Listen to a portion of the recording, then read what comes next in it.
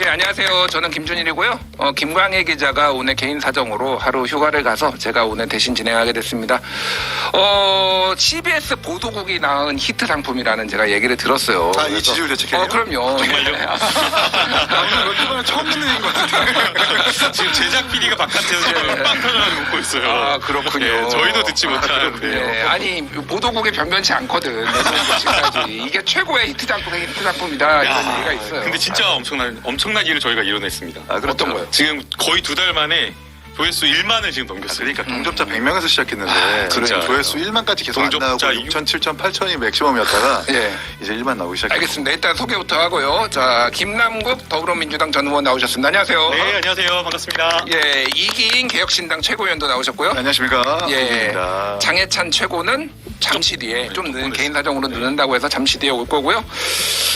일단 제가 근황 토크를 안 할 수가 없을 것 같아요. 뭐 저는 다른 분들이야 이 방송 많이 보시고 계속 보셨지만은 저는 개인적으로 다 오랜만에 보는 분들이라서 네. 김남국 의원님은 잘 지내시죠? 네, 잘 지내려고 노력하고 있죠. 예. 네, 그래서 얼마 전에 국민의힘과 모든 곳에서 고발했던 것에 대해서 다 무혐의 처분을 받았습니다. 아, 다 클리어 됐어요. 1년 4개월 동안 아무 수사를 않고 전화 연락조차 8월 달까지 없다가 네.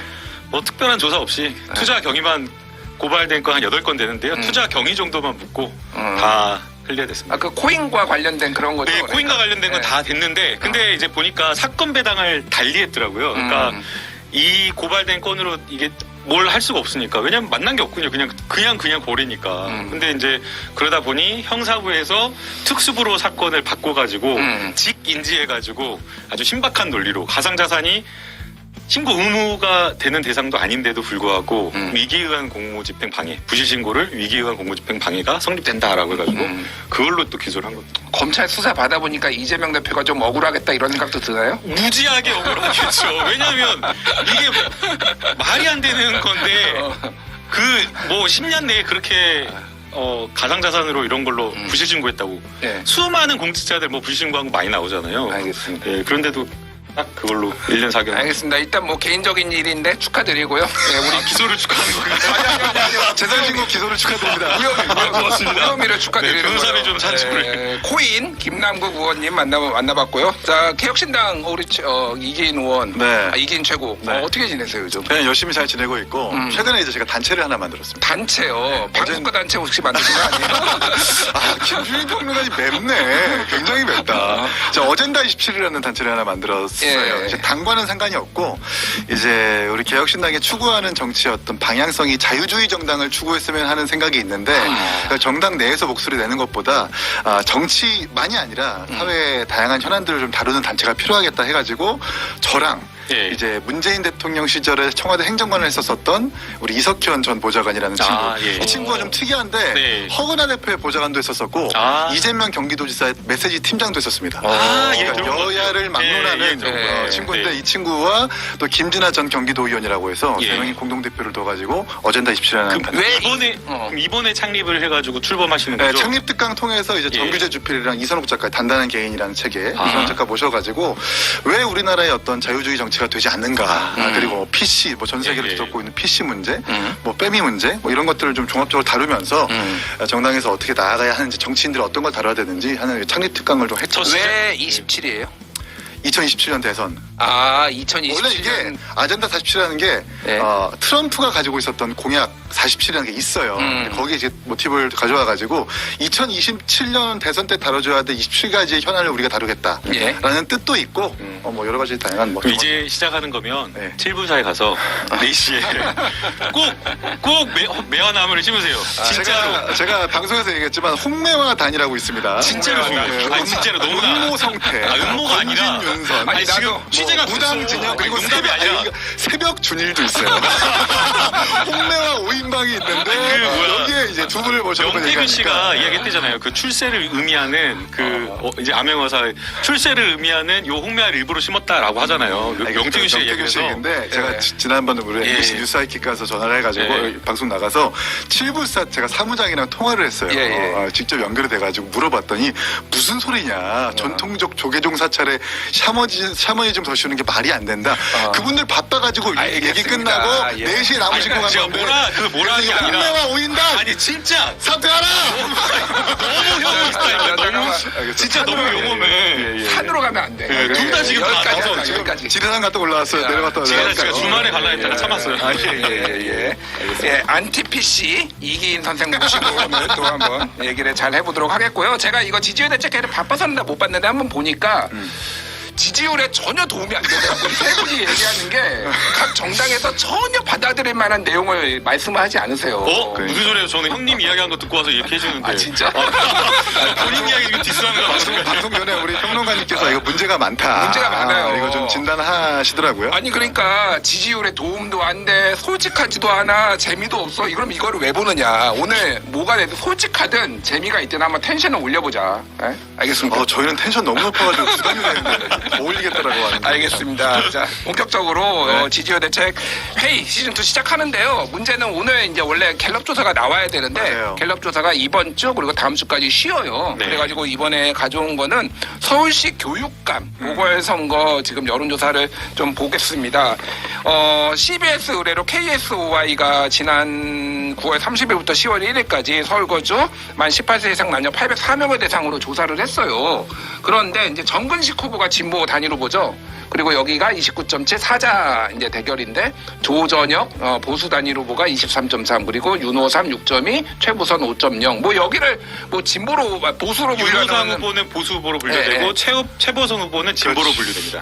뭐 하여간 잘 모르겠더라고. 하여간 근데 뭐 그렇게 분류를 하시는 분들도 있고 다르게 분류를 하시는 분들도 있는데 어쨌든 2강 2중 이런 상황이에요. 그러니까 사실 관심들이 잘 없어요. 서울시 게다가 보궐선거면은 또 투표율도 낮을 것 같은데 일단 김남국 의원 네. 어떻게 보세요 이거? 결과 어떻게 보십니까? 우선은 뭐 워낙 교육감 선거에 대한 뭐 관심이나 이런 것들이 떨어져 있는 그 상황이고요.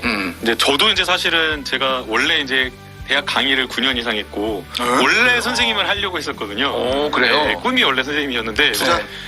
뭐라고? 투자 선생님? 코인 투자. 이 사람아! 예, 말씀하십시오. 예, 아니 그래서 이제 교육에 관심이 많은데 근데 저도 사실은 후보자 이름을 잘 모르겠더라고요. 진보 후보, 보수 후보. 그래도 지금은 이제 단일화돼가지고 조금 이렇게 이게 눈에 들어오는데 그만큼 관심이 낮은 상황인 것 같습니다. 그리고 이제 지금 어쨌든 이렇게 관심이 낮아 있는 그 상황에서 결국에는 이게 뭐 정당과 분리되었다라고는 하지만 정당 지지율 그대로 좀 따라가지 않을까. 그래서 실제 정근식 후보 캠프에서도 윤석열 정권에서 후퇴한 교육 정책 이런 것들을 다시 회복시키자라는 그런 어떤 슬로건으로 맞아요. 예, 그런 프레임으로 지금 선거를 치르려고 하고 있기 때문에 결국에는 지금 윤석열 정부에 대한 심판 그리고 각 정당 국민의힘과 민주당의 정당 지지율에 따라가지 않을까 그렇게 보고 있습니다. 알겠습니다. 예.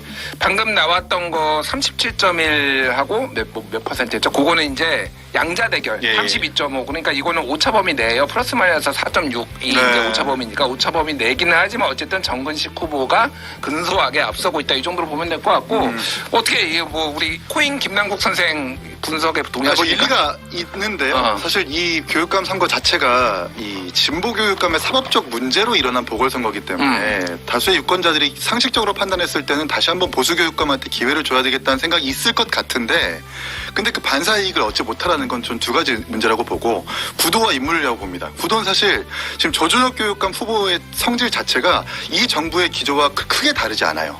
그리고 조전혁 교육감 같은 경우는 많은 분들이 잊으셨겠지만 대표되는 어떤 가장 두드러지는 기억이 그냥 전교조의 명단 공개해가지고 손해배상 당했었던 한나라당 전 의원이라고 판단되기 때문에 그리고 또 보수교육감으로서 어떤 특정한 아젠다나 담론을 던진 건 또 아니거든요.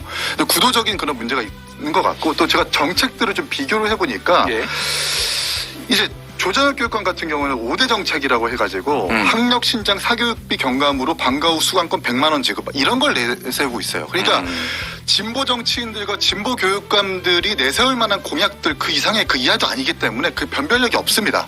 그리고 인물적으로 좀 경쟁력이 없다고 판단하니까 당장 지지율에서도 사법적 문제로 인한 보궐선거겠지만 보수교육감 반사 이익을 못 얻은 건 아닌가라는 분석을 하게 됩니다. 그런데 뭐 지금 범보수 진영에서 나오겠다고 한 사람이 사실 박선영 박선영 교수나 뭐 이런 분들이 다 예전에 또 한 번씩 나왔던 분들이고 맞아요. 뭐 누구를 택하면은 더 인물 경쟁력이 있을 것인가 좀 더 그 생각이 들기는 해요. 저는 개인적으로 박선영 후보를 굉장히 지지를 했었었는데 박선영 후보가 뭐 일신상의 이유로 출마하지 않았고 또 자신의 페이스북에서 내가 이러려고 불출마했나라는 식으로 이렇게 뭐 조전혁 교육감의 어떤 행태나 보수교육감 후보의 단일화 과정에서 이렇게 이견을 표출한 걸로 알고 있어요. 예. 이걸 보더라도 보수교육감 후보였던 당사자들도 사실 동의하지 않는 어떤 이렇게 후보의 어떤 행적, 공약, 선거운동들이 지금 이루어지고 있는 방증이 아닌가. 네, 근데 이제 그럼에도 저희가 눈여겨 볼 만한 게 있는데요. 사실은 이제 조전혁 후보가 이게 뭐 정치를 하면서 특별하게 이렇게 뭐 이렇게 족적을 남긴 것도 없지만 최근에 이제 저희가 논란이 됐던 건 이제 학폭 논란.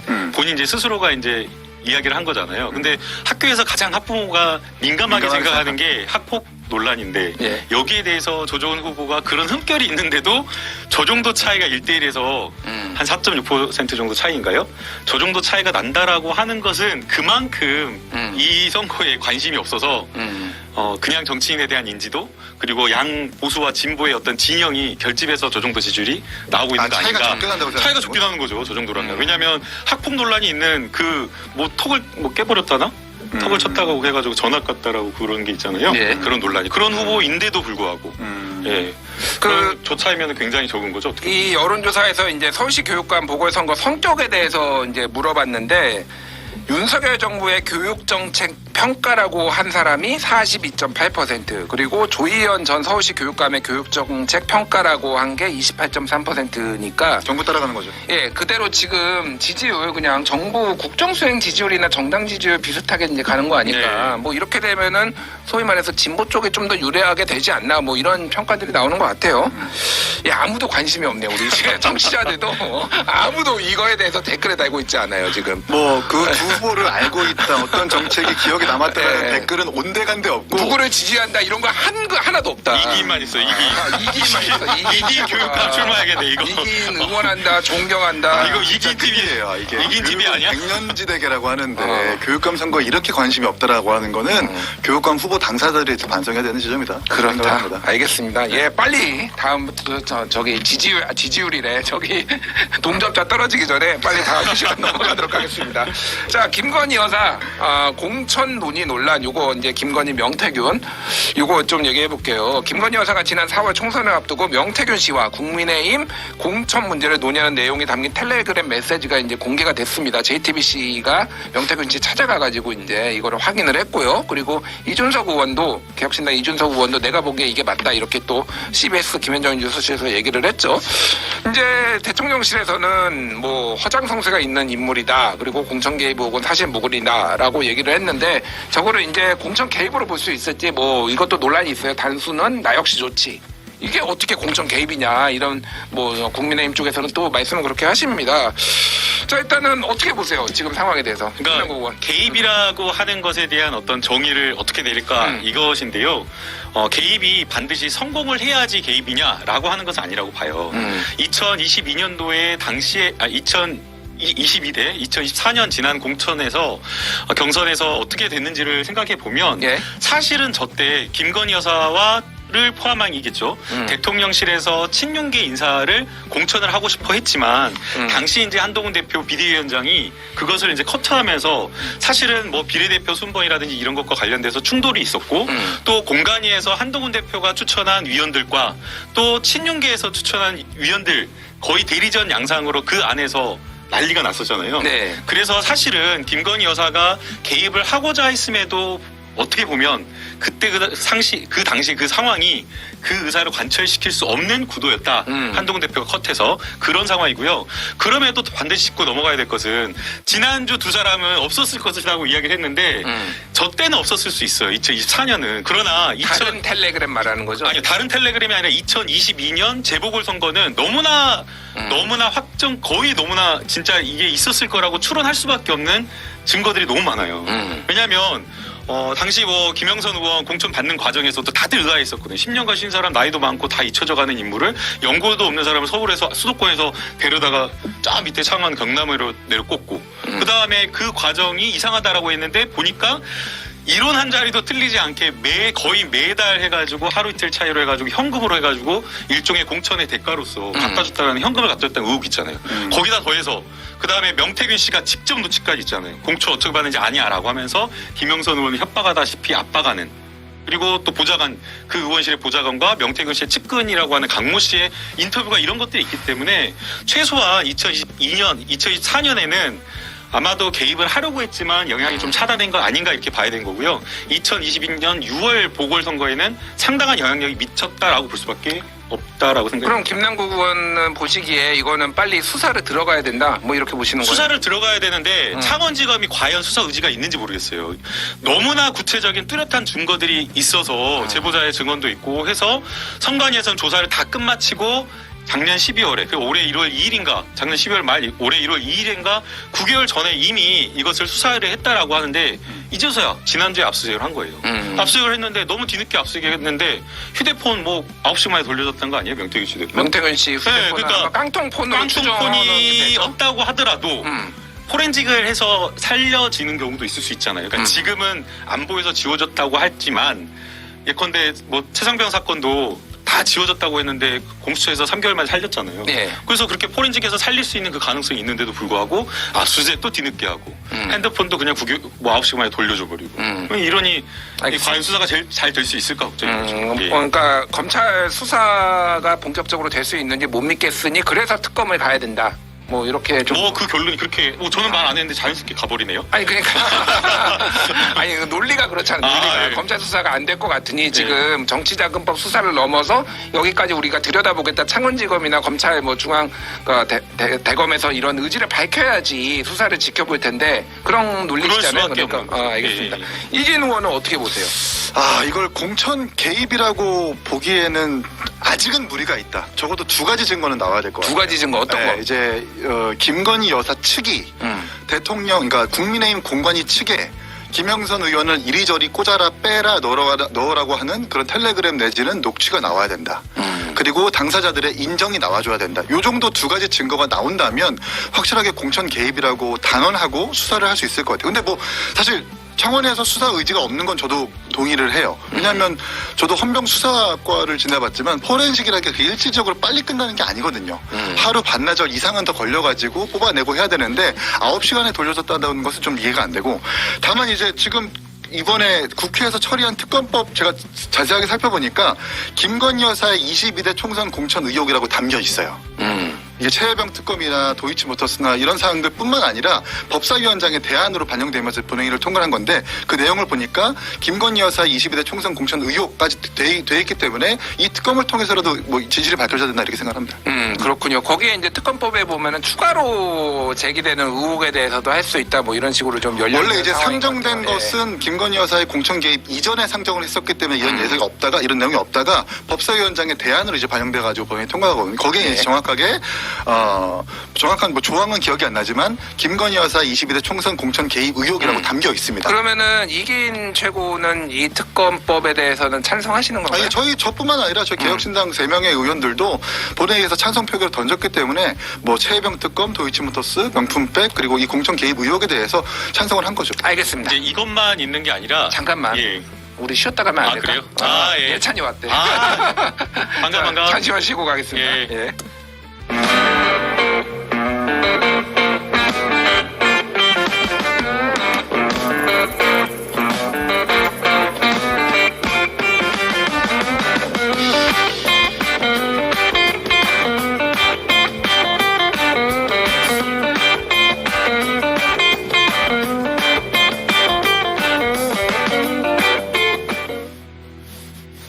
자, 여야 정치권을 향한 본격 채찍질 쇼.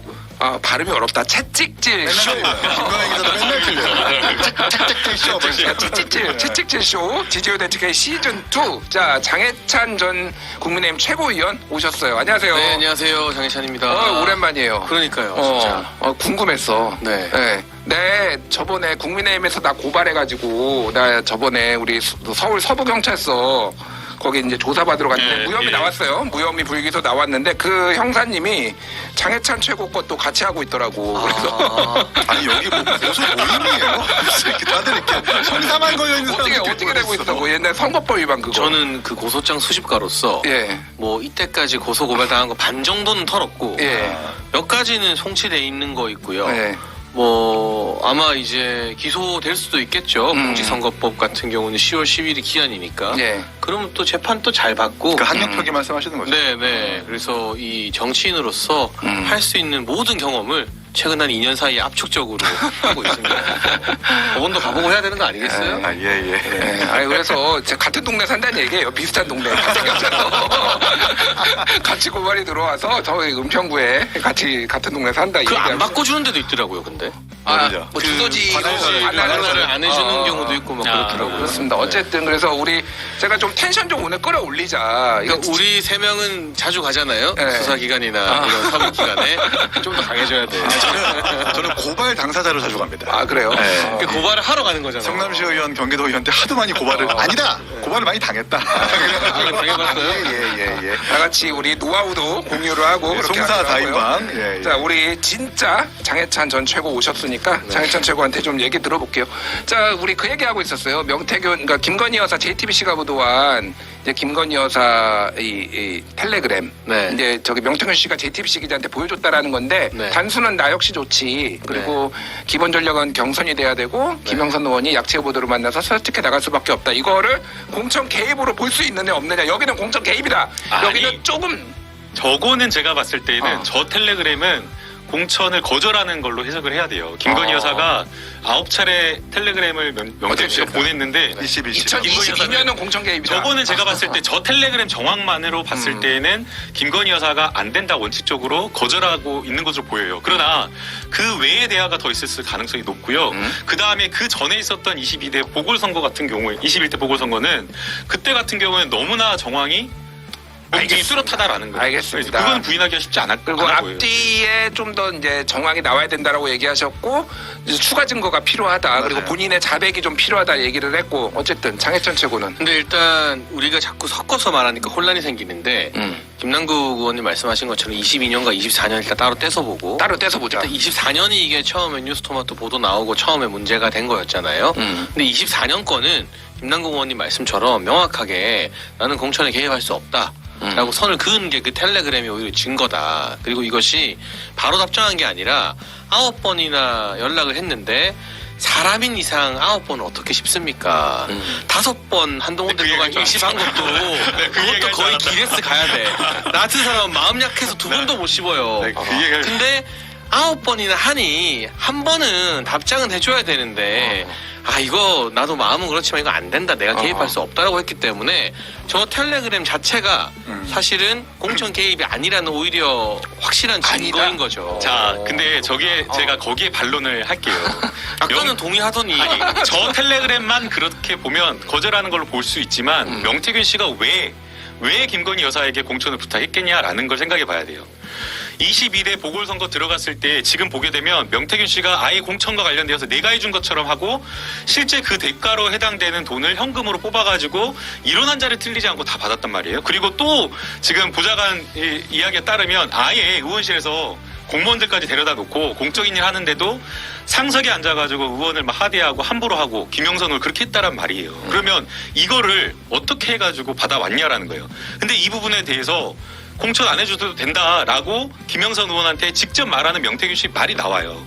그러면 2022년 보궐선거 관련되어서 명태균 씨가 공천의 대가로 돈을 받고 그리고 그 공천의 통로로서 김건희 여사에게 부탁한 거 아니냐라는 추론을 할 수밖에 없는 증거들이에요. 지금 이제 이 증거를 뚜렷하게 이 녹취로 나오는 거예요. 전선을 또 옮기는 거잖아요. 일단 24년은 그래서 아니다라는 아니요. 걸 그래서 인정했죠. 자, 네. 그래서 22년과 24년을 따로 또 떼어둘 수가 없는 게 22대 이때 보궐선거 들어갈 때 김건희 여사를 통해서 들어간 걸로 지금 보이잖아요. 근데 그러면 왜 24년도에 또 부탁을 했냐라는 거예요. 그러니까 22년도에 그렇죠. 그 얘기는 그때는 줬는데 왜 지금은 안 줘? 이거 그때 쳐냈냐? 이 그때 얘기를 줬으니까 했던 거라고. 그때 공천에 도움을 받았으니까 그러니까 김건희 여사에게 2024년에 다시 부탁한 거다라고 이 지금 녹취록으로는 진술 증거로는 그렇게 보이는 오케이 거예요. 여기까지. 예. 예, 일단 장채고 근데 한마디만 저도 하세요. 이제 네. 그 사실은 김기현 대표 지도부가 이렇게 무산될 거라고는 예상을 못했었잖아요. 그런 상황에서 제가 총선이 있는 해 직전 12월까지 어쨌든 최고위원을 했습니다.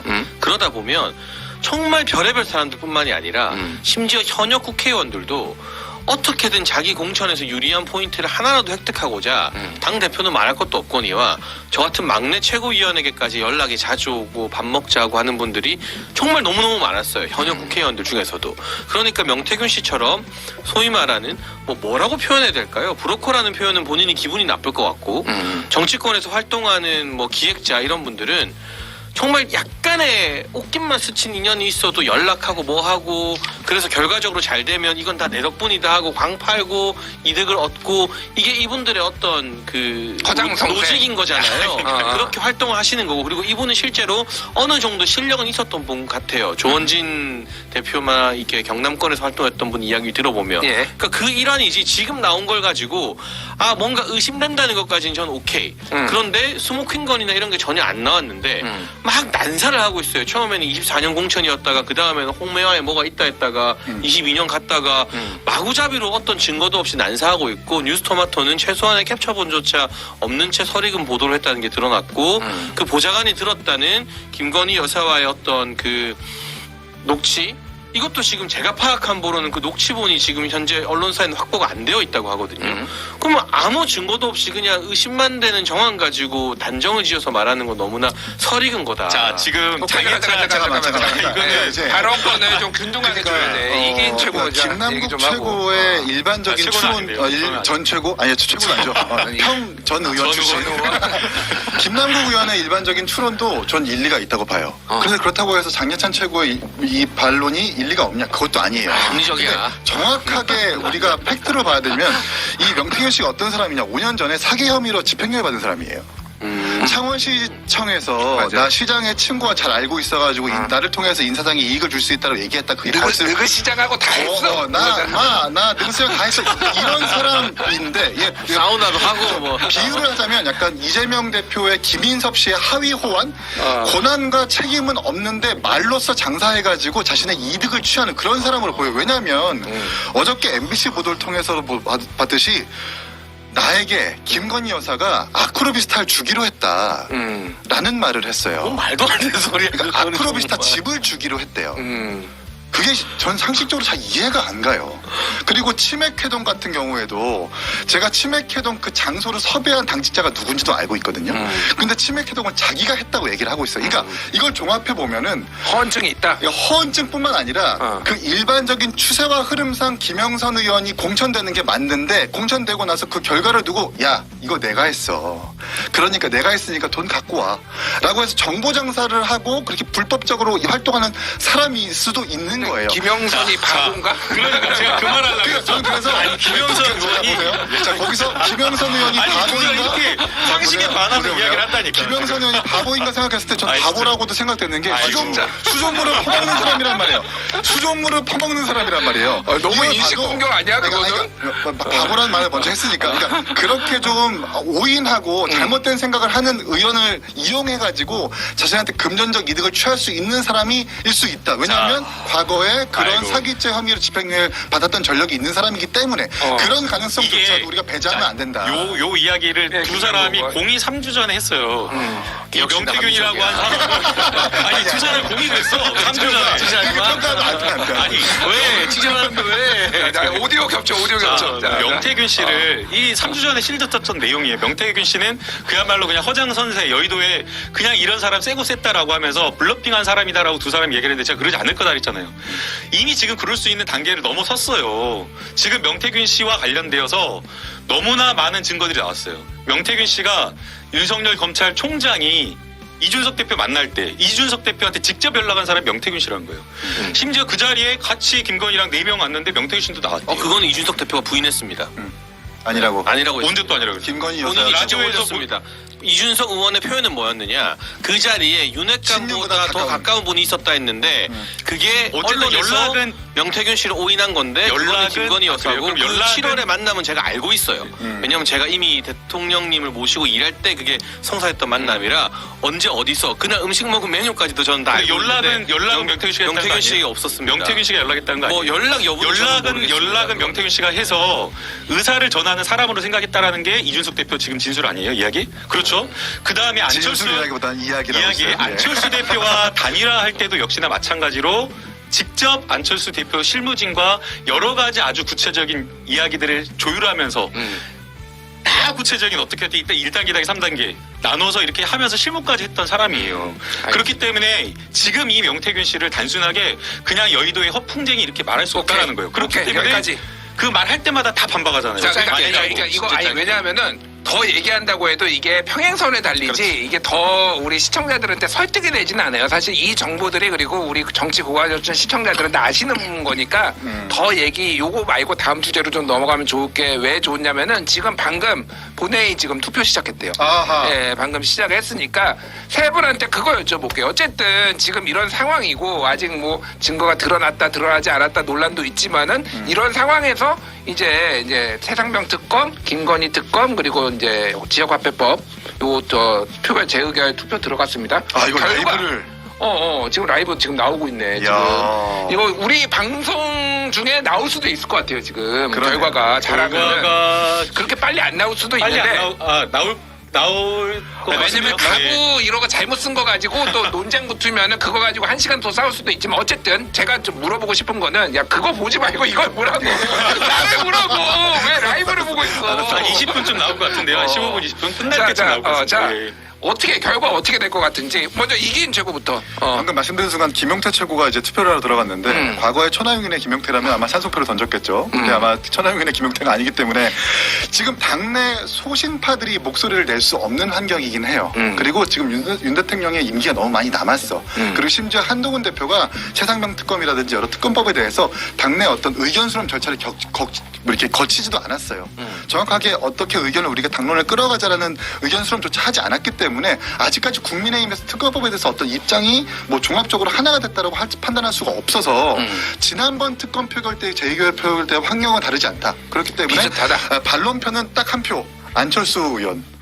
네, 지난번에 근데 그러니까 세 표에서 4표 정도 이탈표가 나온 걸로 추정이 뭐 됐어요. 이제 무기명 그때는. 투표니까 그렇게 무기명 추정은 할 수 투표니까. 있겠습니다만 예. 그때와 환경이 크게 다르지 않고 오히려 지금 유난 갈등 내지는 뭐 이렇게 뭐 당내 사정이 그렇게 나아졌다고 볼 수 없기 자 때문에 그러면 정확하게 이탈표 몇 표? 지난번과 크게 다르지 않다고 봅니다. 지난번이 그러면 3표 4표였는데 3-4표 정도. 3-4표 정도? 거기 이제 안철수 의원 한 표가 들어가 있고요. 2-3표 정도 이제 이 정국의 어떤 심각성을 인지한 그래도 좀 이 정부가 좀 정신 차려야 된다. 혹은 표결로서 이렇게 투표로서 조금 정부한테 경각심을 주려는 오케이. 의도의 의원들이 있다면 알겠습니다. 그 정도의 어떤 소신 반란표는 나오지 않을까 싶습니다. 3-4표 정도 나올 거다. 장 최고는 저도 대동소이. 3-4표 정도 나올 네, 거다. 이번에 지난번과 상황이 크게 달라지진 않았고 당내 여건이나 여론이 그래서 민주당도 이번에 가결될 만큼의 반란표가 나올 거라는 건 기대를 안 하는 것 같고요. 이번에 부결되면 또 발의하겠다라는 게 민주당의 공식 입장이니까 그래서 이번 표결 자체에서는 크게 의미 부여할 만한 숫자가 나올 확률은 적고 그리고 만에 하나 이번이든 언제든 지금 민주당이 주도하는 특검이 저는 건건이 다른 사안이라고 보진 않습니다. 저는 어떤 특검이든 특검을 통해서 탄핵 동력을 쌓겠다라는 의도로 보고 있는데 뭐든 하나라도 가결이 되면 그게 뭐 친한계가 반란해서 이제 용산이 곤란해지고 이런 차원이 아니라 그때 되면 당론 반대한 특검표가 반란표 많이 나와서 찬성되면요 당 지도부고 원내 지도부고 원래 다 총사퇴예요. 정치적인 논리로는. 네. 그리고 비대위 각오하는 거예요. 그러니까 이게 친한계에서도 우리 8표 있어 할 때까지 본인들의 힘이 있는 거지. 그 8표가 진짜 도장이 찍혀버리면 그때부터는 이 당이나 보수 지정에서 정치하는 게 거의 불가능해지는 근데 거거든요. 보통은 원내대표가 만약에 그렇죠. 사퇴를 해도 사퇴를 하지 당대표는 사퇴 안 하지 근데 않나? 지금 국면에서는 원내대표는 강하게 이 표단속을 하고 있는데 이 당대표 쪽 측근들이 우리가 뭐 어떻게 할지 모른다 이러면서 이 8표 가지고 나름의 파워게임을 하고 있기 때문에 책임론이 아마 그쪽에서 안 했어도 불거질 겁니다. 친윤들에서 들고 일어나가지고 네. 당대표가 책임져야 된다 이렇게 될 이런 수도 상황이 있다. 벌어질 것이기 때문에 이 한동훈 대표가 가지고 있는 파워게임의 마지노선은 우리 8표 있어 이거지. 진짜 8표를 딱 내는 순간 그 파워는 그냥 사라져 버리는 거거든요. 칼집에서 칼 뽑는 순간 네. 오히려 막을 수 있다. 그래서 어쨌든 이유는 다르지만 두 사람이 그게 이제 비슷하게. 아슬아슬하게 저는 계속 유지가 될 거라고 봐요. 아주 특정한 세네표. 돌발 변수가 나오지 않는 한. 자 김남국 의원 우리 네. 저기 저 슈퍼챗이 하나 왔어요. 응원하는 슈퍼챗. 내가 너무 지나가 버려가지고 잠깐 세레나님께서요? 보여주세요. 읽어드려야 돼 한번. 한 번만 보여주세요. 네. 갑자기? 아니 이걸 해야 돼. 갑자기? 귀하다면서 김남국 의원, 그렇지. 김남국 아이고, 의원님 항상 감사합니다. 지지합니다. 언젠가 이재명 대표님 옆에서 활짝 웃는 모습. 아이고. 예. 아, 지금 울고 있나요? 활짝 웃고.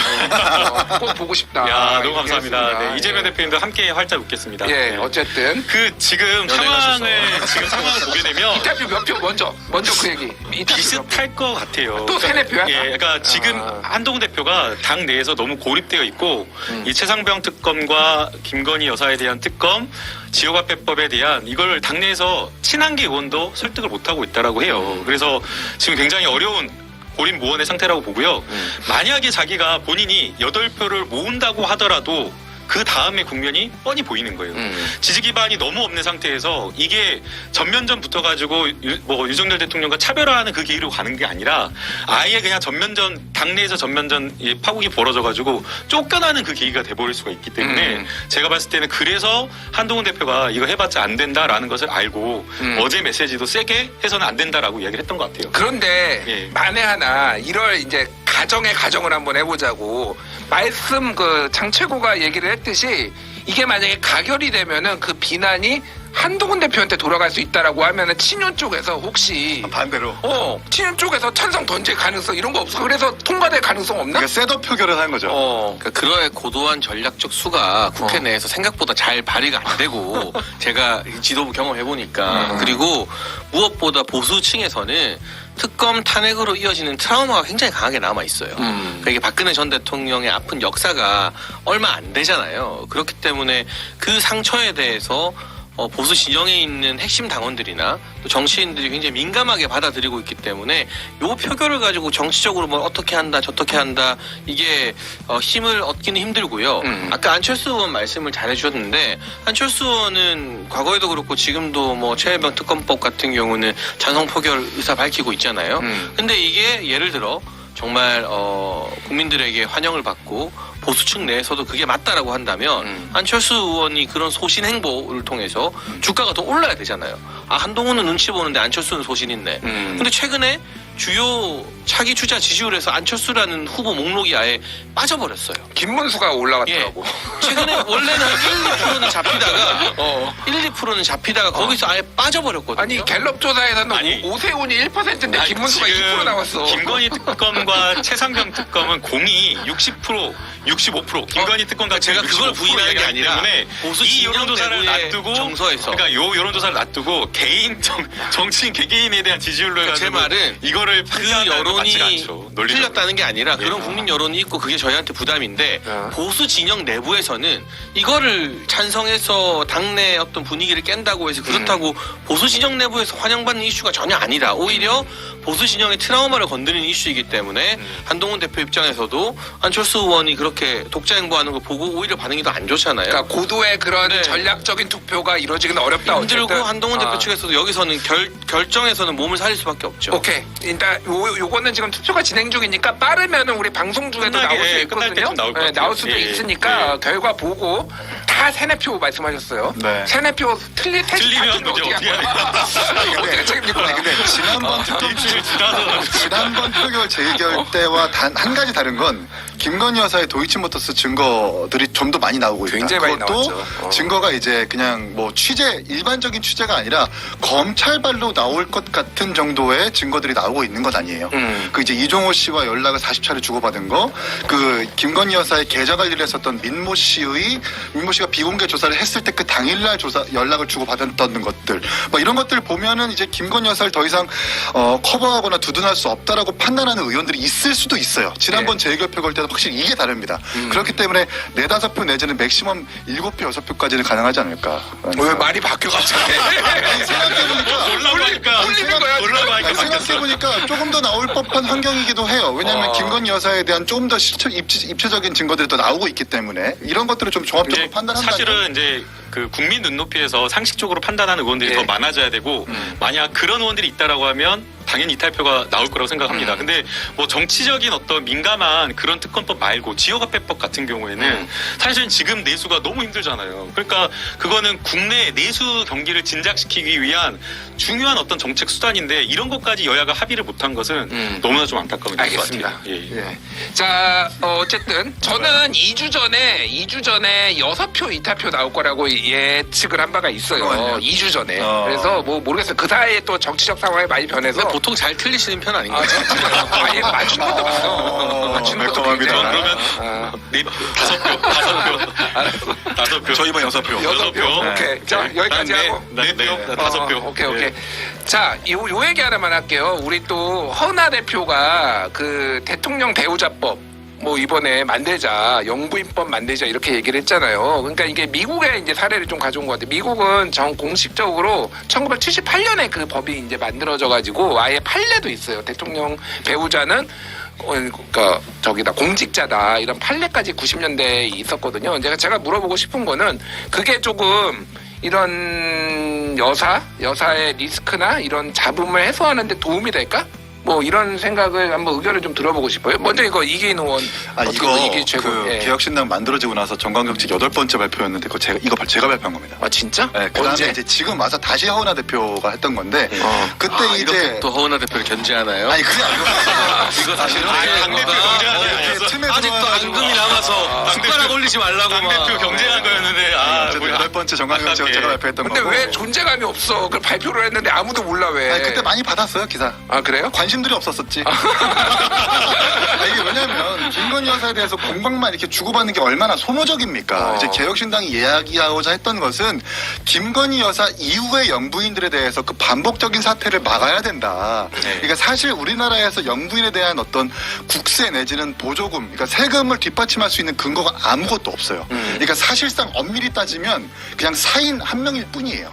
근데 지금 우리나라가 외교에서도 뭐 세금 들이고 있고 여러 가지 의전도 하고 있고 국가의 어떤 세금들이 들어가고 있는 것 아닙니까? 그래서 사실 이 영부인법을 제정해가지고 투명하게 세금을 뭐 지원해주고 그리고 지원된 세금에 대해서는 정확하게 감사를 받자.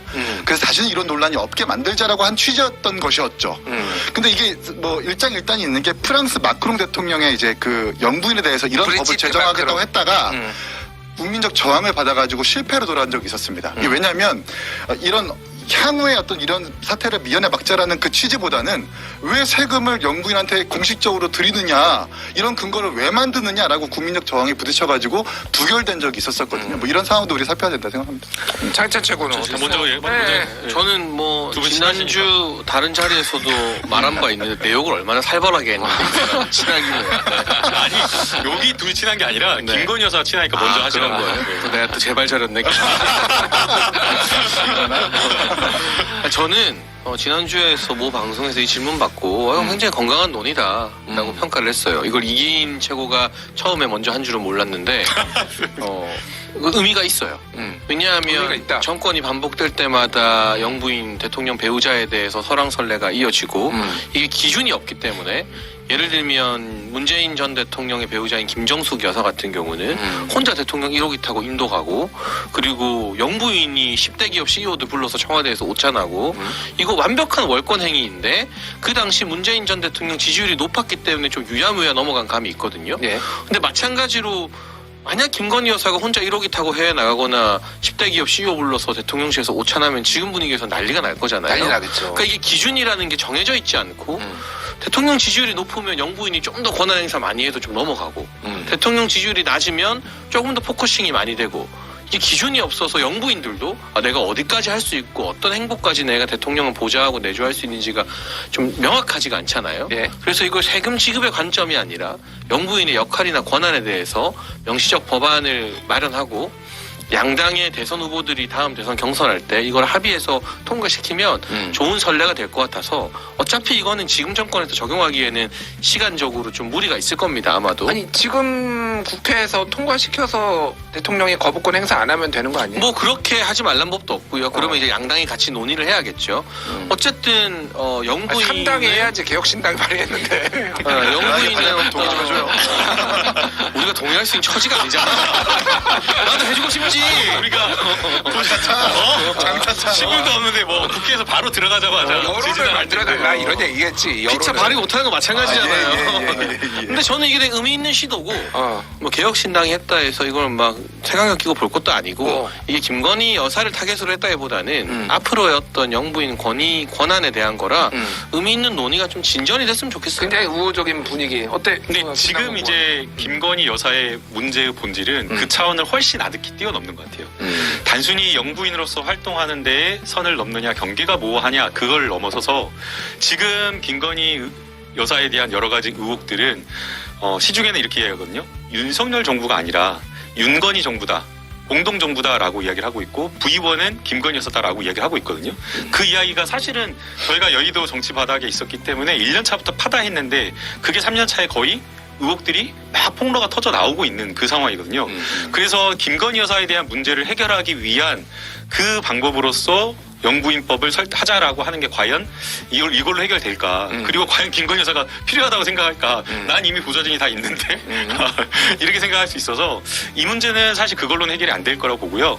오히려 이제 어쨌든 문제가 되는 건 여기서 여러 가지 권력 남용과 관련된 그런 범죄 의혹과 관련된 것들이 나오고 있기 때문에 사실은 시급해야 된다라고 하면 특별감찰관을 임명하는 게 우선이지 않을까 생각이 들어요. 어쨌든 우선순위에서는 밀리지만은 법안 자체가 나쁘지는 않을 아, 거라고 봐요. 그러나 이제 아까 이긴채고 위원님께서 말씀하신 대로 여기에 대한 어떤 선출되지 않은 권력인데 남편이 당선됐다라고 거기 따라가가지고 마치 어마어마한 의전과 세금, 공무원, 비서 이렇게 따라 붙이는 거는 국민적인 어떤 비판과 국민 정서가 못 받아들일 수 있기 때문에 거기에 대한 어떤 적정 수위와 그러니까 공론화는 필요한 것 같아요. 이 법안의 초점이 김건희 여사가 아니라 앞으로의 영부인들이라고 생각하면 예. 뭐를 할 수 있다라는 것보다 이런 건 하면 안 된다라고 가이드를 주는 게 좋죠. 예를 들면 남편이 공직자라고 배우자가 법인카드를 쓰면 안 된다.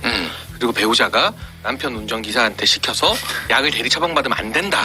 이런 규정들을 하나하나 딱 만들어놔야 이런 권한 남용을 막을 수 있으니까. KTV 그런 녹화하는데 걸 좀 혼자 가가지고 이게 KTV 녹화 방송인지 아니면 김건희 여사를 위한 단독 여기까지. 공연인지 아니, 그러니까 이런 거 하면 안 된다. 이런 거죠. 제가 그때 발표했을 때 주된 내용은 김건희 여사, 그러니까 또 다른 김건희 여사가 나타날 수 있으니 영부인에 대해서 형사소추의 원칙을 천명하고 청탁금지법과 뇌물죄에 대해서도 적용 가능한 공직자다라고 인정하는 근거를 만들자라는 것이기 때문에 김건희 여사 개인에 대한 징벌보다는 앞으로의 영부인에 대한 어떤 활동들에 대해서 국민적 저항 내지는 논란들이 없게끔 만들어야 된다는 정치인의 책임을 앞세운 것이다.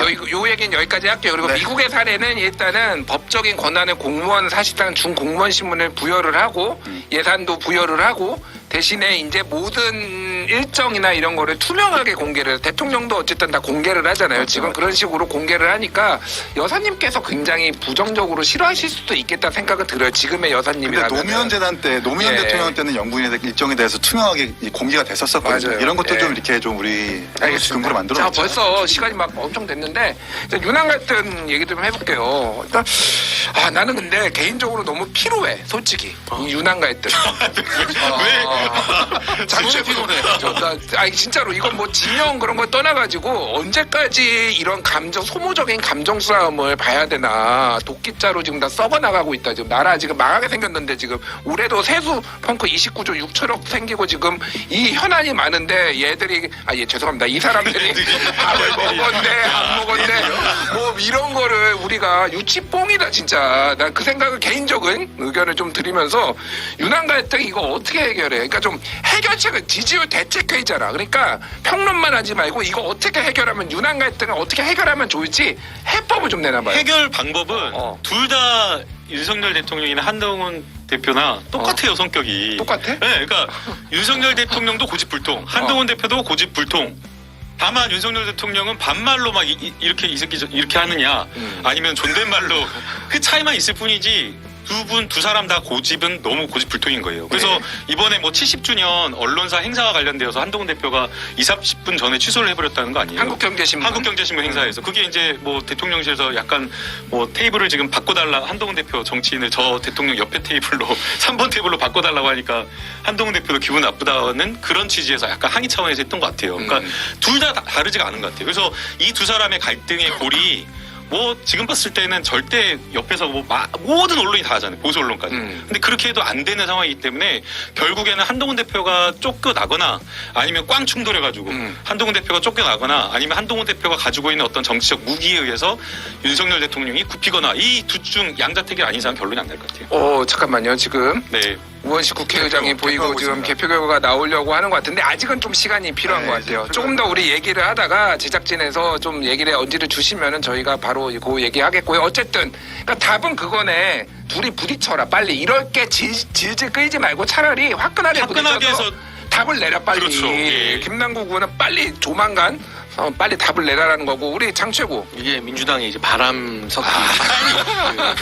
빨리 방송 나가면 민주당과 진보 진영 패널들이 다 친한이야.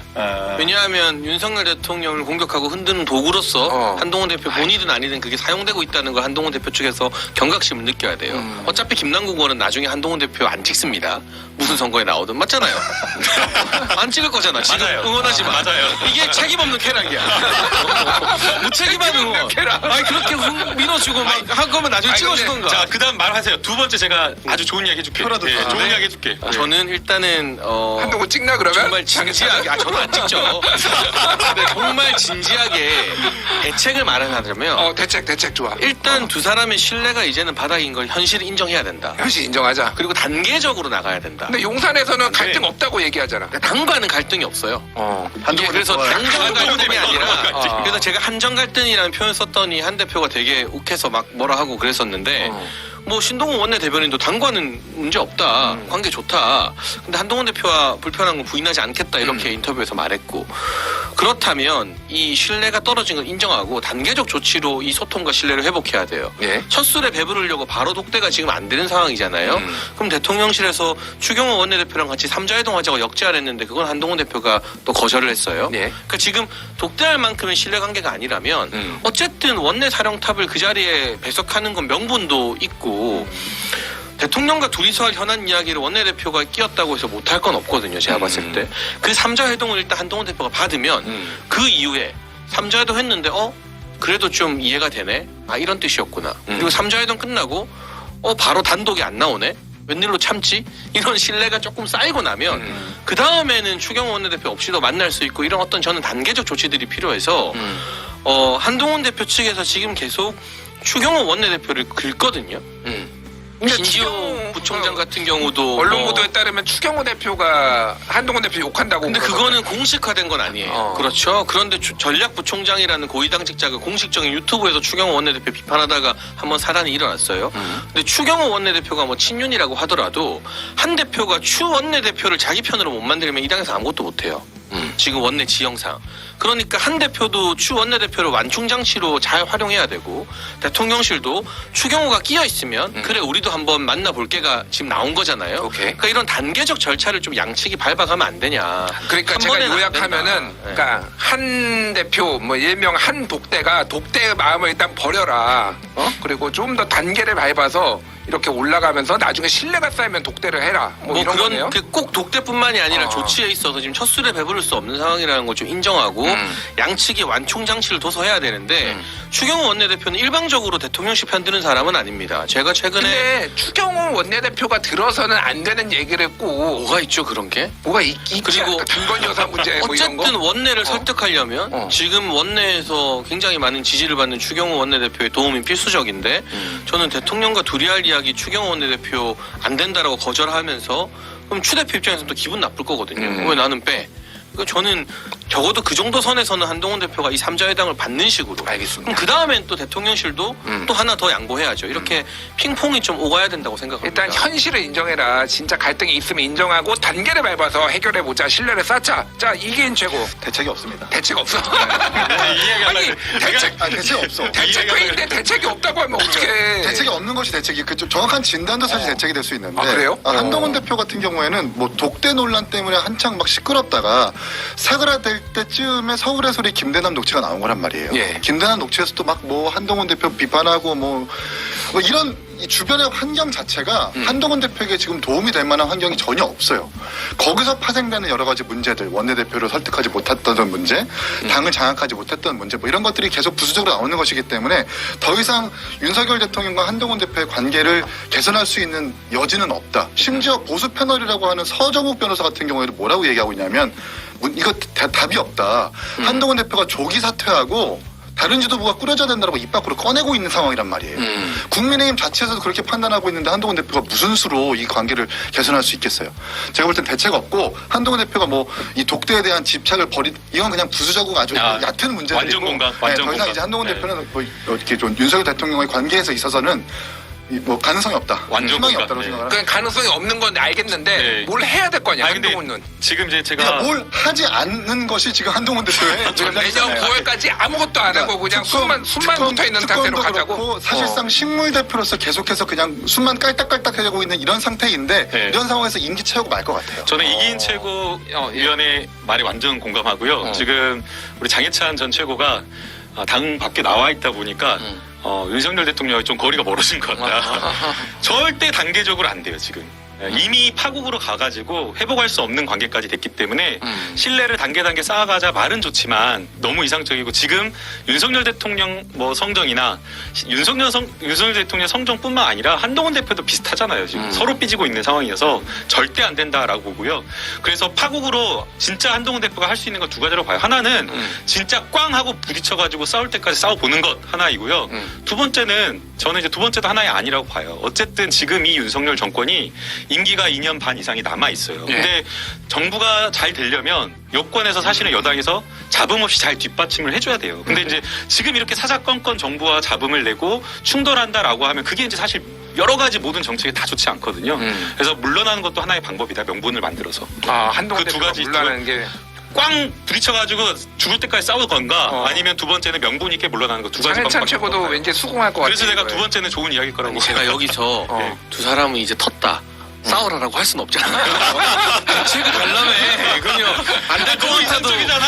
안 될 것 같아도 아니, 대책을 해야지. 너무 이상적이잖아. 이 현실과. 근데 저는 어쨌든 그 이후의 상황은 모르더라도 대통령실에서 역제안한 추경호 원내대표를 포함한 삼자회동을 왜 거부하는지 그 거부의 명분이 한동훈 대표에게 없다고 보고 지금 사실은 한동훈 대표 정치적으로 계속 고립무원인 게 꽝 붙는다고 그러면은 차기 대안으로 보수 진영에서 인정을 받을까? 사실은 보수 지정에서 한동훈 대표에게 기대감이 있었지만 지금 그게 피로감으로 많이 바뀌고 있거든요. 꽝 붙어서 정말 긍정적 여론으로 민주당을 결국은 압도해야 되는 게 보수 진영의 열망인 건데 꽝 붙어서 설령 대통령실을 눌러 이긴다 한들 그 동력으로 민주당까지 이길 수 있느냐? 대통령실과 갈등이 있는 상태에서 그게 안 돼요.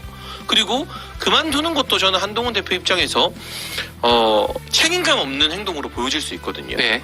뭐 이게 알겠습니다. 이준석 대표 케이스처럼 윤리나 이런 게 아니라 본인이 사퇴해버리면 아니 이러려고 전당대회 나왔나?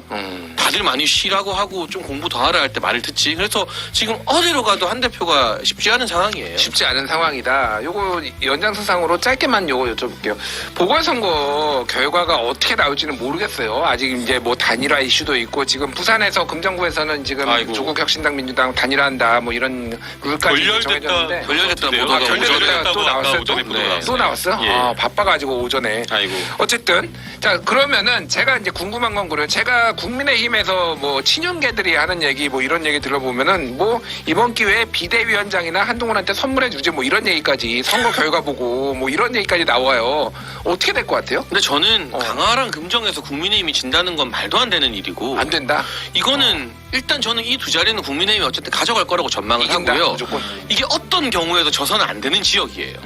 그 민주당으로 치면은 사실은 호남이나 마찬가지로 특히 이번 재보궐선거가 국민의힘 출신의 강하군수님 그리고 금정구청장님의 갑작스러운 유고 그 두 분이 갑자기 돌아가시면서 생겼기 때문에 그 지역 주민들의 어떤 동정 여론도 있을 거거든요. 예. 그 두 분 선거법 법적인 위반이나 뭐 잘못으로 그런 게 이게 아니다. 보궐이 열린 게 아니기 때문에 그래서 이걸 위기감을 느끼고 뭐 질 때를 가정하는 것 자체가 국민의힘으로서는 최악의 상황이기 때문에 이건 이겨야 되고 이겼다고 해서 박수 받을 것도 아니고요. 본전이다. 솔직히 말하면 예. 이기면 당연한 거고 지면은 정말 말도 안 되기 때문에 정말 모두의 책임이 다 커지는 비상 상황이 되는 지면은 거고 그러면 한동훈 사퇴해야 된다? 그걸 제가 뭐 이래라 저래라 가정할 수는 없습니다만 예. 이건 지면은 정말 이 국민의힘에 뭐 누구 가릴 거 없이 지도부들이 큰 책임져야지 이걸 뭐 남탓할 수 있는 그런 지역은 아니고 다만 포커스가 오히려 이 국민의힘이 이겨야만 하는 강화 금정보다는 전남 영광 지금 민주당과 조국혁신당이 세게 붙는 여기서 만약 조국혁신당이 이기면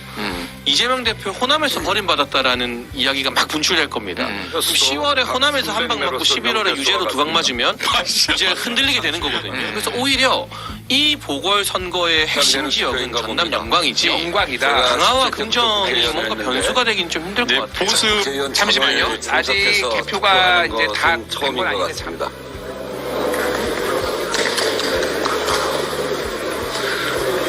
약간 길어지겠지만 분석까지 듣고 끝내는 걸로 하고 자, 김남국 의원 어떻게 보세요? 이제 보수 패널 장해찬 평론가님 같은 분들은 영광곡성에서 조국혁신당이 민주당이 지면 호남이 민주당 그 이재명 대표를 버렸다라는 식으로 이렇게 해석하려고 하는데 원래 영광이나 곡성은 무소속이 나와서 민주당을 이긴 과거에 전력이 있던 곳이에요. 그래서 그렇게 해석하는 것은 너무 무리하고 보수 편향의 해석이다, 정치 해석이다라고 보이고요. 다만 이 결과가 결국에는 지방선거까지 이어지면 그 지방선거는 시구, 시장, 뭐 도지사 이런 것까지 놓고 이제 경선을 치르기 때문에 상당히 조국혁신당과 민주당의 갈등은 커질 수가 있다라고 생각이 돼요. 자, 그러면은 예. 그래서 어쨌든 그런 부분은 우려스러운 금정하고 예. 강화를 민주당에서 가져올 가능성이 있다고 보세요? 원래 이제 지금 부산 같은 경우는 두 당이 조국혁신당과 민주당이 단일화를 했다라고 하면 가능성이 그래도 꽤 있었을 것 같다라고 생각이 되는데 지금 오늘 오전에 결국엔 단일화 방안과 관련돼서 방식과 관련돼서 뭐 결론 협상이 안 된 것 같아요. 결론이 안 내려진 것 같아요. 또 그래서 어떻게 될지 돌려댔다 몰라요, 또. 이렇게 해버리니까 지금으로서는 여기 조금 어려운 상황인 거죠. 근데 만에 하나 그러니까 네. 만에 하나 부산이나 금정 아니요 저기에서 강화에서 잃으면은 보수가 잃으면은 한동훈 사퇴해야 된다? 저는 한동훈 대표가 사퇴하면 안 된다고 봐요. 왜냐하면 안 된다? 예. 그 저희 한동훈이 단일화했을 때 그 책임, 선거 패배의 책임이 누구한테 있냐라고 생각해 보면 윤석열 대통령한테 있어요. 네, 지금 뭐 한동훈 대표가 갈등하고 대화하려고 하지도 않고 그 다음에 의료 대란과 관련되어뿐만 아니라 민생과 관련된 모든 것에 대한 여러 가지 책임이 전적으로 거의 90% 이상이 윤석열 대통령 지금 국정 운영하는 대통령이 있기 때문에 왜 이거 한동훈 대표가 져요? 그렇군요. 아니 그러면은 당 대표하기 진짜 편하죠. 선거 줘도 책임 안 져도 되면. 아니 그거 우리 잘 말하기 김기현 힘들다며. 지도부 같은 경우는 아니 뭐 사퇴하라 말아가 아니라 예. 김기현 지도부는 원래 강서구청장 자체가 민주당의 텃밭인데 그 구청장 복을 져서 결국에는 이 지도부가 와야 된 거 아닙니까? 그런데 완전 국민의힘의 텃밭인 강화 금정에서 졌는데 그럼 당연히 정부도 정무적 책임을 져야 되지만 당 지도부 책임 없다 나 몰라라 이거는 불가능한 시나리오죠. 불가능한 저는 시나리오다. 이길 거라고 봅니다만. 강서도 사실은 김태우 전 행정관을 이렇게 공천한 게 예. 그분의 뜻이었다라고 하잖아요. 그래서 전적으로 그 강서 선거 진 것도 김기현 대표 책임이 아닌데 자기가 이거 물러나게 돼가지고 그때 물러나면서 김기현 대표가 굉장히 삐져가지고 그냥 퇴장했잖아요. 퇴임했잖아요. 그러니까 어쨌든 한동훈은 책임이 없다. 윤석열 대통령의 책임이 더 크다라고 말씀을 해주셨는데 내가 듣기로는 한동훈이 당대표에 있는 게 더 좋아 이렇게 좀 들려요. 민주당에서. 그거 아니야? 정치적인 진짜. 알겠습니다. 부산 금정 이게 영광 네. 곡성으로 보궐선거의 책임을 대표가 지기에는 그러니까 그 단체장의 규모가 크다가 작다 판단하는 게 아니라 보궐선거의 규모가 크지 않아요. 정말 판단을 받을 거고 책임을 지울 거라면 내년 4월에 있을 지방 광역 단체장 그리고 국회의원 보궐에 대해서 그 선거에 대해서 그 책임을 져야 되겠지. 그 4개 지역구의 군수 자리에 대해서 한동훈 당대표가 책임을 지겠다라고 하는 것은 이건 좀 약간 맞지 않아 보인다. 강서는? 네? 그러니까 강서구청장은 책임 근데 김기현 강서 대표 같은 경우는 또 따라갔잖아요. 대통령의 지지율이 높았었던 경우고 그리고 또 연동이 될 수밖에 없는 게 대통령의 사면으로 인해서 이제 그 청장의 어떤 이 공천이 이루어진 거잖아요. 근데 거기서 김기현 대표가 그걸로 인해서 또 사퇴를 한 건 또 아니고 강서구청장 선거 때문에 사퇴를 한 건 아니에요. 그걸 끌어내려온 것도 시작이죠. 아니니까. 그게 사실 거의 핵심적이었는데 작은 선거를 사실은 국민의힘에서 그 큰 선거로 판을 키워버린 근데 일반적인 있죠. 논에서는 예. 뭐 보궐선거 패배해가지고 책임을 지는 게 맞지만 그때 김기현 대표가 내려오는 거 그게 시작이라 할지라도 이상해요. 그건 대통령실이 같이 책임을 져야 되고 이 맞아요. 정부가 맞아요. 책임을 공동으로 져야 되는 건데 김기현 대표한테 내려오라고 했다. 그러니까 넌 보궐선거에서 책임을 진다. 한동훈 대표도 마찬가지다. 이거는 바람직한 모습이 아니에요. 개혁신당도 한동훈 대표가 계속 있는 게 유리한가요? 왜냐면 저희가 사실 물어보는 거야 궁금해서. 이야기할 수가 없는 게 4개 상황이 좋고 저희가 후보를 안 내기로 했기 때문에 왈가왈부하기 좀 뭐하지만 이게 민주당과 개혁신당 패널의 지지를 받는 국민의힘 대표라는 게 이게 얼마나 이상한 거야. 지지를 한다는 것도 아니에요. 이게 윤석열 대통령 공격하기 위한 도구로 본인의 의도는 그게 아니더라도 방송 등에서 활용되고 있다는 거에 대해 한 대표가 경각심을 가져야 돼요. 진짜로. 알겠습니다. 자, 아직 그 결과는 안 나온 것 같은데 조금 결과 나오면 얘기해보고 뭐 얘기하지? 뭐 얘기하지? 아니 진행자가 많잖아요. 그러니까 아까 뭐 많은데. 텐션을 올려야 되는 등 너무 느긋하게 본 거 아니에요? 텐션 너무 떨어지는데요. 대본을 와서 봤어 내가 여기 와서. 앵커 되더니 사람이 좀 변했네. 옛날에는 준비 열심히 하고 그랬던 것 같은데. 알겠습니다. 나 이재명 사법 리스크 얘기할까? 네, 갑자기? 아니 지금 주제에도 없는 걸 왜? 아니 뭐 얘기하면 아니, 되겠네. 갑자기 네, 좀 이상한 게 알았어, 제가 몇 주 차를 하지만 아니, 난- 이 위증교사 3년 구형이랑 공직선거법 2년 구형에 대해서 우리 CBS에서 한번 다룬 적이 없어요. 제가 그러니까 얘기하자. 제가 알았어요. 이건 이상해. 제가 얘기하자. 결국에는 위증교사가 녹취록으로 인해서 수사가 됐고 녹취록이 아주 중요한 핵심적인 증거가 되고 있는 거잖아요. 맞아요. 그래서 이재명 대표가 SNS에 그 녹취록 원본 파일을 올려가지고 직접 듣고 판단해달라고 한 거잖아요. 그래서 제가 직접 들었어요. 근데 제가 10번 이상을 들었는데 이거는 위증교사라고 볼 수가 없는 거예요. 계속 있는 그대로 사실대로 말해달라, 기억나는 대로만 말해달라. 12번. 12번 이상 이야기를 하고 그 다음에 그 김진성 씨가 기억이 안 난다. 혹시나 내가 잘못 진술하면 어떻게 되냐. 괜찮다고 그냥 기억나는 대로만 말하면 된다. 잘못 말해도 된다. 이렇게 말을 해요. 12번이나? 12번이나. 근데 일부 뭐 이렇게 진술해주면 나한테 좋다. 나는 그 하나만을 이런 불리한 진술만을 해석해가지고 발췌해가지고 뽑은 거예요. 그래서 제가 제 판단이 주관적일 것 같아서 챗 GPT한테 녹취록 전체하고 말하는 톤, 부탁한 사람 톤, 이 파일까지 원본까지 해가지고 해석해보라 했어요. 네. 그래가지고 10번 이상을 검찰에 불리하게 이렇게 저렇게도 물어보고 검찰의 주장과 논리, 검찰에서 비판적인 시각 은근히 간접적으로 압박하고 회유할 수도 있으니까 그런 시도가 있었는지 그 녹취록을 그렇게 해석할 수 있는지도 판단을 해달라, 분석해달라 그러는데 판단이 달라지지 않는 거예요. 챗 GPT가 뭐라고 그랬어? GPT가 뭐라고 그랬어? 이거는 위중교사의 표현이나 이런 걸 볼 수가 없다. 근데 하태경 의원이 챗 GPT에 물어보니까 징역 1년 나왔는데. 전혀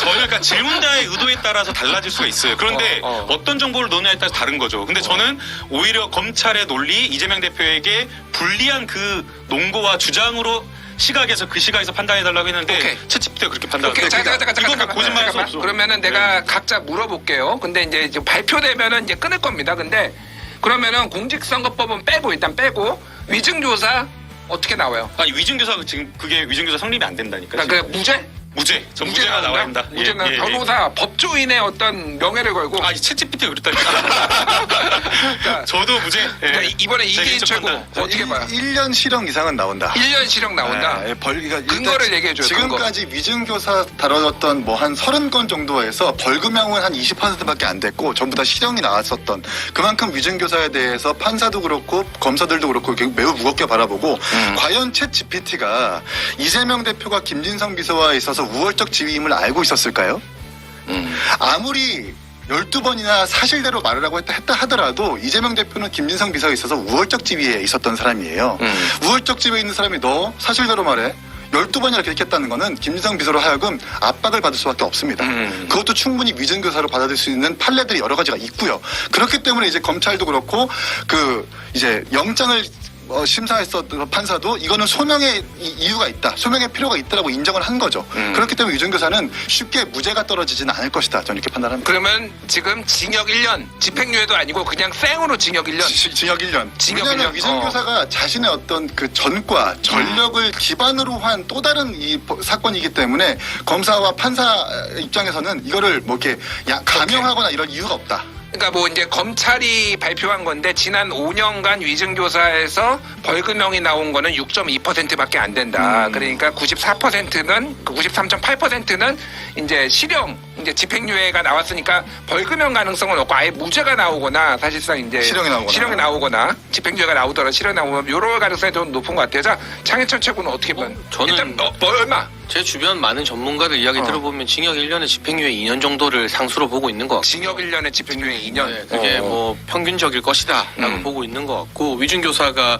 가중처벌되는 사유 중에 그 위중으로 인해 이 사람이 재판에서 이익을 받았느냐가 굉장히 중요하다고 하는데 예. 이재명 대표는 이 김진성 씨의 위증으로 이게 위증이라면 본인 재판에서 상당한 이익을 받죠. 그러니까 이것도 가중처벌 요소인 거고 또 반성을 하지 않는다는 점도 오히려 감경 요소를 없애는 것 같고요. 뭐 12번 있는 그대로라고 말씀하셨는데 이게 위계에 의한 뭐 이런 거 우리가 요즘 판결문에서 많이 보잖아요. 예. 그러니까 명시적으로 어떤 강요나 강압 협박이 없더라도 위계가 성립하는 사이나 관계에서 지속적인 요청이나 그런 위계 권위로 가지고 뭔가 이 강권하는 것도 최근 법원에서는 이걸 무겁게 유죄로 보고 있는 추세들이 최근 이어지고 있는 것 같아요. 그래서 그런 것들 그리고 그냥 국민 상식의 언어로 말하면 12번을 같은 말을 한다는 건 누가 들어도 좀 강요에 가깝지 않나 하는 생각이 듭니다. 알겠습니다. 어쨌든 징역 1년에 집행유예 2년, 생으로 징역 1년, 무죄. 예, 이렇게 우선은 이제 아까 그 재판에 살로- 영향을 미쳤느냐가 양형의 가중 요건은 아니고요. 이게 위중교사의 성립 요건이 실질적으로 재판에 영향을 미쳤는지 그 허위 진술에 의해서 재판에 영향을 받는지여서 그거는 가중 요소가 아닌 것 같아요. 근데 돈을 뭐 그 과정에서 돈을 준다거나 아니면 강요나 협박이 있었다라고 하는 경우에는 이제 가중 요소가 되겠죠. 근데 이제 결국에는 녹취록 위증의 증거를 어떻게 평가할 것이냐라고 하는 게 하나 있을 거고요. 그 다음에 그 녹취록뿐만 아니라 법정에서 또 나와서 한 사람들 관련자들 진술이 있기 때문에 결국 법원의 판단은 녹취록만 가지고 판단하는 것도 아니고 또 그렇다고 해서 김진성 씨의 진술만 가지고도 일방적인 인정하는 진술만 가지고도 판단하는 것이 아니기 때문에 사실은 조금 이걸 지켜볼 필요는 있는 것 근데 같아요. 지금 차분하게. 댓글에 네. 남우퍼님이 네. 민주당 놀리면은 그러면은 명태균 그 녹취록 따지는 거는 무슨 논리냐? 그것도 아무런 증거 능력도 없는 거 아니냐? 뭐 이렇게 뭐 댓글이 달려서 아니요, 제가 아까 말씀드렸잖아요. 어. 그 녹취록에 의해서 사실 수사가 되었고 검찰에서 이 녹취록을 가장 강력한 근거로 위중교사 혐의로 삼고 있어서 그 녹취록을 직접 분석을 해봤다니까요. 근데 전체적인 어떤 맥락이나 이런 것들을 가지고 함께 해석을 해야지 단순하게 그냥 한 문장 한 부분 대화의 한 뭐 20-30초 그 부분만을 딱 떼가지고 이게 봐라 위중교사 한 거다라고 이렇게 해석하기는 어렵다라는 거죠. 알겠습니다. 예. 지금 보니까 한번 들어보세요, 같이. 국회에서 해석 투쟁하고 있나 봐 또. 그 아, 누가 좀 잘 좀 써야 되는데 또 부자 또 이상하게 써가지고 지금 저 보니까 딱 장면이 딱 이제 본회의 표결 결과요? 본회 표결 결과 지금 해석 투쟁해가지고. 아, 지금 한마디씩 지금 뒤에서. 그러니까 야 이거 뭐야 한마디 하고 지금 있군요. 이거 아, 예. 이게 지금 만약에 초박빙이면은 저거 되게 합의하기 어려워서 아마 우리 방송 안에 안 나올 것 같아요. 그리고 그래서, 이게 뭐 가냐 부냐를 떠나서 몇 표냐가 또 정치적 함의를 끼칠 수 있기 그러니까. 때문에 아마 그 맞아요. 부분 좀 민감하게 지금 검표하는데 이견이 있는 것 같네요. 알겠습니다. 어쨌든 지금 우리 방송 내에는 뭐 계속 우리가 방송을 할 수 없어. 이것 때문에 방송을 할 수 없으니까 이제 다음에 나중에 이제 뉴스를 보시면 될 것 같고 뭐 이제 끝내죠 아니 이제. 형님 뭐 이렇게 아니 형님 뭐 아까 텐션을 뭐 이렇게 하고 계속 결과 나올 때까지 방송하자는데 아직 시간이 5분이나 남았는데 끝내자 나 그래. 힘들어 지금 네 번째 방송이야. 나 아, 이 사람 지금 배불렀어. 힘들다고. 마지막으로 슈퍼챗을 좀 읽어드리고 끝내죠. 뭔 소리야? 슈퍼챗을 읽어도 잠깐 봤는데 시간이 너무 많이 남아. 검표위원 중에 국민의힘 의원들 표정이 지금 안 좋았어요. 음. 그리고 그 민주당의 대전 대덕에서 누구냐 그 원래 있던 사람 밀어내고 된 저 여자 의원 그 친명계 최고위원이었던 진영지 저분 표정이 좋았고 그래서 이게 표결 결과가 예상과 좀 다를 수도 있지 않나? 지금 어쨌든 저 화면에 아까 표정들 보니까 자 아까 전에 상기해보자. 6표. 6표. 반란표 5표. 5표. 4표. 4표. 6표. 나도 6표라고. 이게 왜냐면 이제 첫 표결은 어. 기명 투표잖아요. 그 이름이 다 나온단 말이에요. 맞아요. 근데 제1결 표결은 무기명이란 말이야. 무기명이죠. 이게 사실상 국민의힘이 어떤 표결을 하더라도 누가 반란표인지 사실 추궁하기 힘들어. 물론 뭐 여의도 내에서는 다 안다고 하지만 알지. 아니라고 하면 그럼 만약에 말짱- 예상보다 진짜 찬성표가 많이 나왔다 이거는 한동훈 대표가 아니라 윤석열 대통령 지금 정신 차리셔야 됩니다. 지금 위기입니다라는 그 신호를 의원이 보내고자 했던 것 각하 같아요. 정치를 좀 대국적으로 하십시오. 예, 뭐 요런 진짜 메시지인 심각합니다. 거예요. 예, 오늘 지금 조선일보에서 기사인가 칼럼인가 거기 나왔잖아요. 준 탄핵 상황이다. 라고 이야기를 하고 있을 중진 정도로 의원들 모이기만 심각하거든요. 하면은 김건희로 한탄 뭐 이런 그거 기사가 동아일보 사설. 동아일보. 조선일보. 조선일보에 나왔어요. 조선일보 기자. 네. 동아일보는 그런 똑같은 게 이야기 나왔더라고요. 알겠습니다. 예. 자, 마지막으로 한마디씩 하고 끝내죠, 그러면. 예. 네? 아니 지금 억지로 지금 남은 시간을 한마디씩로. 텐션이 매우 떨어지는 오늘 형님 지금 지난주보다 조회수 안 나오면 손해배상 들어갑니다. 우리. 동접자가 많다고. 예. 뭐 어쨌든 저희가 이제 매주 이렇게 하고 있는데 어. 오늘도 건은 달랐지만 예. 어쨌든 제가 이인 최고랑 의견이 비슷할 때도 있고 또 김남국 의원과 비슷할 때도 있고 두 분이 비슷할 때도 있고 근데 이게 어쨌든 정상적인 정치의 모습이잖아요. 투표 결과를 말씀드리겠습니다. 윤석열 대통령 배우자 김건희의 주가 조작 사건의 진상규명을 위한 특별검사 임명 등에 관한 법률안 제2의 건은 총 투표수 300표 중 가 194표, 부 104표, 기권 1표, 무효 1표로서 부결되었음을 선포합니다. 대표 정도 볼 수 있고. 아직 살아있어요. 아니야 인지 개병 수사 방해 및 사건 은폐 등의 진상 규명을 위한 특별검사 임명 등에 관한 법률안 제2의 건은 4표에서 5표 정도. 다음 표결도 하나씩 투표.